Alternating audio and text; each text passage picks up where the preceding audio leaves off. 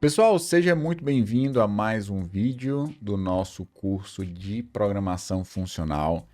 Hoje eu quero reforçar um tema que ele é central na programação funcional e que ele não se aplica apenas à programação funcional, ele pode ser aplicado inclusive na programação orientada a objeto, e eu vou tentar trazer esse conceito mais para o lado da orientação a objeto, exatamente para mostrar para você que esse conceito pode ser usado em qualquer local, que é o conceito da imutabilidade. Você trabalhar com dados imutáveis e os benefícios que isso pode trazer, e também comentar um pouquinho sobre os pontos fracos dessa abordagem, o que é que pode gerar de efeito colateral aí na sua aplicação. Então, compartilhando aqui a tela, eu comentei com vocês, né, na aula passada, sobre a importância de entender a atribuição por valor e a atribuição por referência, né? Quando você faz aqui A recebe 3 e depois B recebe A, aqui há uma cópia do conteúdo da memória para dois espaços de memórias que são diferentes, que são desassociados, e quando você mexe em um espaço de memória, não gera impacto em outro espaço de memória. Tá, quando a gente foi para a parte da referência, e aí a gente trabalhou com tipos, por exemplo, de objetos, aqui há um compartilhamento, né, a partir das referências, apontando para o mesmo local de memória. Então eu criei o objeto 1, que tem aqui um nome A, criei aqui um objeto 2, que aponta para o objeto 1, de tal forma que agora essas duas variáveis apontam para o mesmo local de memória. Se você começa a compartilhar essas referências em vários locais da sua aplicação, todos apontando para um espaço de memória mutável. Se for um espaço de memória imutável, tranquilo, ninguém vai modificar mesmo, então o que tem lá na memória já foi acordado com a aplicação. Mas se é um espaço que é mutável, que você consegue modificar essas informações, aí pode gerar grandes efeitos colaterais. Um código torna um determinado atributo nulo, o outro pensa que vai ter uma informação lá e tenta usar como se tivesse não nulo e gera um problema, e aí você vai ter conflitos aí dos mais diversos e eventualmente gerando bugs na sua aplicação. Beleza, então a gente comentou sobre isso, né? Falou o fato de que essa estratégia de compartilhar as referências tem a ver com a economia de memória, com você reutilizar o mesmo espaço de memória a partir de várias referências, mas gera o efeito colateral de você eventualmente começar a mexer nesses dados e gerar bugs na sua aplicação. Então nós vamos agora criar um arquivo chamado imutabilidade.js, e eu não quero tanto falar dessa imutabilidade constante. A recebe 2, B recebe B não, né? A recebe o valor de 4. A gente sabe que isso aqui vai dar um problema, porque você está tentando atribuir a algo que é constante, que é imutável.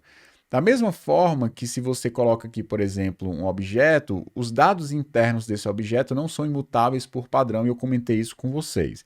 Eu quero trazer um pouco daquela ideia da orientação a objeto, e eu vou criar aqui uma classe, embora a gente esteja trabalhando com aqui um curso programação funcional, que tem a ver com função, nós vamos pegar emprestado aqui uma classe, né, do JavaScript, que é, na verdade, um detalhe de sintaxe. No final ele acaba gerando uma função por baixo dos panos, mas a gente vai usar aqui uma classe para que eu mostre para vocês como que a gente pode ter dados que são imutáveis e que ao mesmo tempo a gente consiga evoluir esses dados de uma forma interessante.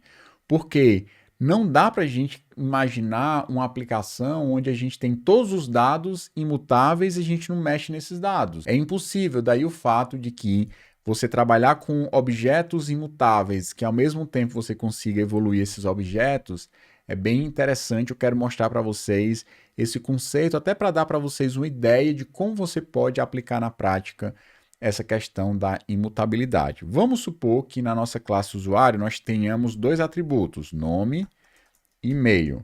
Eu vou criar aqui um construtor que vai receber nome e vai receber o e-mail. Nós vamos inicializar aqui nome, recebe nome, e this.email recebe e-mail. Legal. Vou criar aqui uma instância. Usuário 1 recebe new usuário. Vou passar aqui o nome para ser Ana. E o e-mail vai ser ana@ana.com. Eu acho que ninguém no mundo tem um e-mail igual a esse, então eu estou safe aqui para não estar expondo o e-mail de ninguém em uma aula. Beleza, então, usuário 1, se eu executar, você vai ver que usuário tem o atributo Ana e o e-mail Ana e tal. Primeira coisa que eu vou fazer, e inclusive, pessoal, recentemente eu gravei um vídeo no Instagram falando sobre métodos getters and setters, que eu vou já usar aqui dentro desse nosso exemplo. Então, qualquer coisa, também dá uma olhada lá no nosso Instagram, que a gente tem também conteúdos de codificação. Algumas opiniões, alguns bastidores, algumas coisas que acontecem, né, também diferentes do que a gente coloca no YouTube, e também tem alguns exemplos de códigos lá.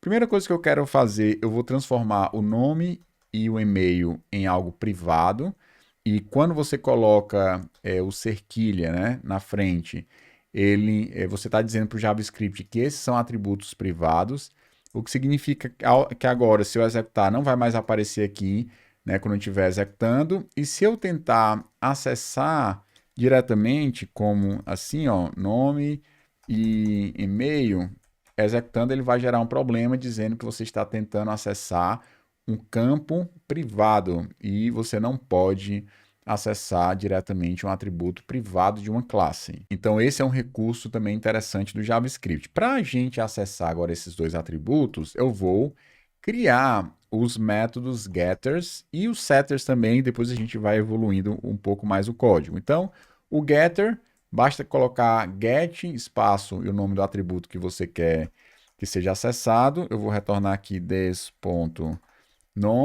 vou criar o set também, depois a gente vai remover ele, mas por enquanto eu vou criar. Então, this.nome vai receber aqui nome, e eu vou atribuir nome, e vou criar também os mesmos dois métodos para o e-mail. Então, aqui eu vou dar um command D, e vou substituir por e-mail. Agora nós temos o get nome, o get e-mail, set nome, set e-mail. Beleza, eu vou acessar como se fossem atributos, não chamando get nome, get e-mail e tal. Vou acessar como se fosse um atributo. Então, aqui, executando, nós temos Ana e o e-mail. E se eu quiser modificar, eu também vou modificar como se fosse um atributo. Então, usuário 1.nome recebe, sei lá, Léo, e usuário 1.email recebe leo@leo.com. Nesse caso, a gente vai sim modificar os valores, porque nós temos os métodos getters e setters. Legal, por mais que eu eventualmente crie aqui sei lá, uma constante, usuário 2 recebe usuário 1, e a gente fez aqui uma atribuição por referência, né? Agora as duas variáveis apontam para o mesmo espaço de memória. Se eu altero o usuário 1 e altero o usuário 2 e mostro os dois no final, né? Usuário 2 e usuário 1, vocês vão perceber que os dois são exatamente as mesmas coisas, mesmo que eu tenha alterado o nome pelo usuário 1 e o e-mail pelo usuário 2, porque se trata da mesma referência. Legal, como é que a gente pode trabalhar com imutabilidade, que é um conceito importante da programação funcional e que também podem ser aplicados em outros contextos, como é o exemplo aqui que a gente está trabalhando com muito mais voltado para a orientação a objeto, né? Com classes, instâncias e tal. Primeira coisa que a gente vai fazer é excluir os métodos setters. Então, eu vou tirar aqui os dois setters, o que significa que, mesmo que eu tenha tentado modificar, você vai ver que o resultado final os valores continuam exatamente os mesmos valores que nós definimos no início. Então, isso aqui não vai funcionar, tá? Isso não vai funcionar, não vai funcionar, porque eu estou sem o setter. Beleza. A mesma forma que isso aqui não vai funcionar, porque nós não temos o setter também. Beleza, essa é a primeira parte, a gente tornar o objeto imutável. Beleza, mas como é que eu posso evoluir essa informação? Como é que eu posso, a partir de uma instância que eu tenho, se eventualmente eu quiser mudar o nome desse usuário, e eu quero pegar um usuário, por exemplo, com nome alterado. Aí, em vez de a gente ter um setter, a gente pode criar aqui um método, por exemplo, chamado alterar nome. E aí você já está pensando aí, rapaz, vai ser exatamente a mesma coisa que a gente tinha antes. Se eu pegar aqui, por exemplo, des.nome recebe nome, qual é a diferença disso aqui para um setter? Tem diferença? Para pensar aí um pouquinho. Né? Então, eu vou chamar aqui, ó, em vez de alterar dessa forma, eu vou chamar usuário 1 ponto alterar nome. Vou passar aqui, por exemplo, o nome Léo. E você vai ver que o resultado final agora é que eu tenho Léo e o e-mail original, porque eu não mexi no e-mail, né? E o nome Léo nas duas instâncias já, que as duas variáveis apontam para a mesma área de memória. Beleza, chegaram à conclusão, isso aqui é a mesma coisa do setter ou não? E a resposta é que sim, isso é exatamente a mesma coisa de você ter um setter. Então essa não é a solução que eu quero gerar, até porque agora nós não temos mais um objeto imutável. Nós mexemos diretamente nos atributos daquela instância. Para a gente evoluir e não mexer na instância atual, nós podemos retornar uma nova instância de usuário, agora passando o nome que foi passado como parâmetro, que é o novo nome, posso até colocar aqui, ó, para ser novo nome. E o e-mail do usuário vai ser o e-mail que nós temos aqui na instância atual, já que eu não estou modificando o e-mail. Então, agora, o alterar nome não mexe nos atributos internos do objeto, não alteram esses valores, mas retornam um novo usuário e a partir daí você tem uma nova instância, um novo espaço de memória. Então, vamos supor que você queira gerar um usuário 2 que seja exatamente do usuário 1, mas com o nome alterado, então você pode chamar usuário 1.alterar nome. Agora, eu vou chamar aqui, vou colocar o nome para ser Léo, e agora nós temos duas instâncias em dois espaços de memória diferentes, porque nós criamos um método que pegou o objeto original, copiou seus dados e gerou um outro espaço de memória. Dessa forma, a gente consegue ter imutabilidade, porque o usuário 1 não vai ser modificado, e nem o usuário 2, mas a gente conseguiu, a partir do usuário 1, evoluir essa informação para gerar uma nova instância. Então, se a gente executar esse código, deixa eu limpar aqui, só para a gente ter certeza. Vamos executar aqui novamente. Agora nós temos, ó, Ana com o e-mail original e nós temos aqui Léo com o e-mail original. O objeto, o usuário 1, não foi modificado e o usuário 2 pegou as informações do usuário 1, mas eu evoluí, por exemplo, o nome.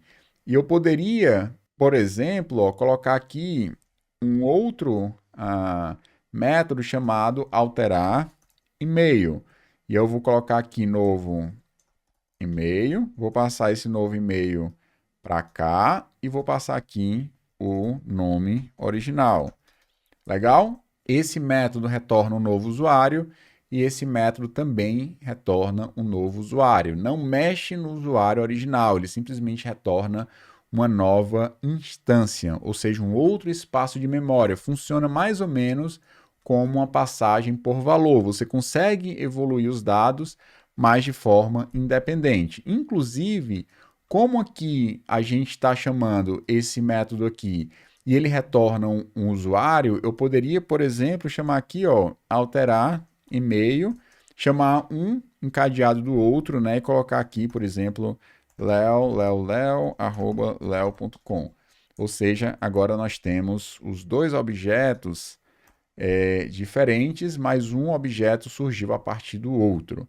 Então, dessa forma, você consegue tanto garantir imutabilidade nas suas instâncias, como você também consegue evoluir essas instâncias e atribuir para novas variáveis, ou mesmo se você quiser, por exemplo, colocar esse let, né, aqui, esse usuário 1 para ser uma variável e o usuário 2 receber o valor de usuário 1, eventualmente você pode colocar aqui, ó, usuário 1 recebe o próprio usuário 1, ponto, alterar nome e alterar e-mail. Nesse caso, o usuário 2 não será impactado. Por quê? Porque no momento que você fez isso, você gerou uma nova instância. Você pode, inclusive, quebrar isso em mais de uma linha, né? Colocar usuário 1 recebe usuário 1, ponto, alterar e-mail em momentos diferentes. Então, você pode ir evoluindo os dados e aqui, no caso, a gente está mexendo no usuário 1, mas o usuário 2 não será impactado, o que é muito interessante. Então, se eu executar, você vai ver que vai ser o contrário, ó. O primeiro objeto, usuário 1, vai ser Léo, com esse nome aqui, e o segundo, que é o usuário 1, né, que a gente está exibindo por último, vai permanecer com o nome original.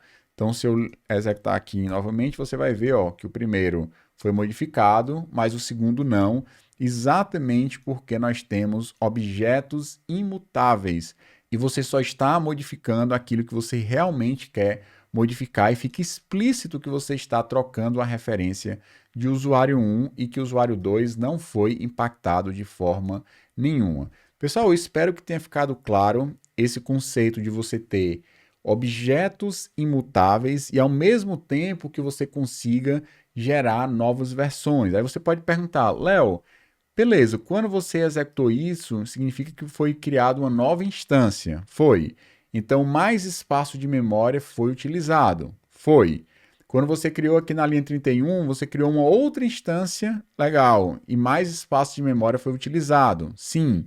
Aqui, como a gente não está mais referenciando a instância original da linha 27, está referenciando aqui, né? Na linha 28. Mas uma vez que eu substituo aqui na linha 31, essa instância vai ser marcada para ser coletado, né? A memória vai ser limpa em algum momento, mas o fato é que a gente está criando novas instâncias diferentes se a gente estivesse fazendo uma referência, né? Várias referências para o mesmo espaço de memória. Daí sim eu concordo que existe um efeito negativo, que é o fato de que a gente vai acabar usando mais espaço de memória, mas a chance é que mesmo que você trabalhe com dados imutáveis, mesmo que você precise criar novas instâncias, é muito pouco provável que isso gere um impacto significativo na sua aplicação front-end, por exemplo. Ah, Léo, mas na minha aplicação eu preciso fazer milhares de modificações nas variáveis, nos atributos de um objeto.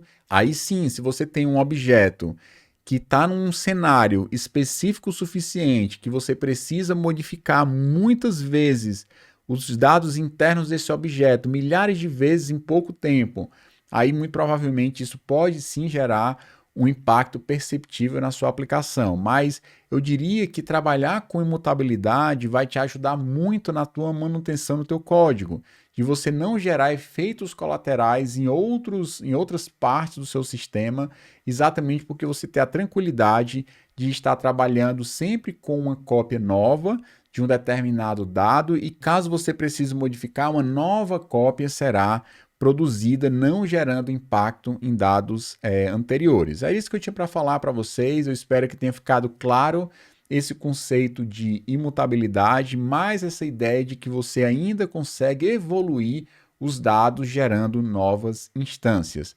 Beleza? Então, espero que tenha ficado claro e, obviamente, para cada cenário, para cada situação da sua aplicação, existem necessidades específicas que precisam ser analisadas para aquele cenário. Ah, eu tenho um cenário muito específico que trabalha muito modificando os dados internos de um objeto, então você pode recorrer a uma outra estratégia, inclusive até um padrão de projeto. Mas eu te garanto que se você estiver, por exemplo, trabalhando com uma aplicação React, trabalhando com dados dentro de uma aplicação Svelte ou qualquer tipo de framework, existe uma boa chance de você trabalhar com imutabilidade e isso ser favorável para a sua aplicação e te ajudar a ter uma aplicação mais interessante, inclusive com menos bugs.